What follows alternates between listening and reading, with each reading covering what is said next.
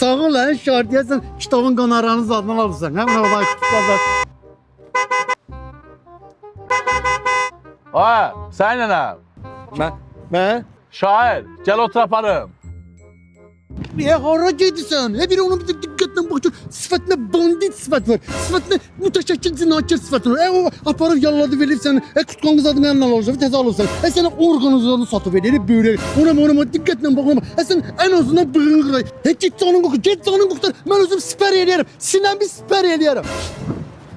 Ağarsan qadanımdan var. O ne illədi getdi? Sən onu yaxşılarımıza nə şair, çörəyi dizin üstünə olan adamdır. Çox naşükür adamdır. Mən ona dedim ki, balacanın maşına otur get, bir qismət çörək yəsə. Gedə lazım deyil ama kimdə ama hörmət eləsin. Nə danışdın ha? Elə adam desə onu yaxşılarımıza. Mən gəlim oturup. Şair direkt Elə. Ona bax, Gel, ona bax. gel otur Məhbət, gel.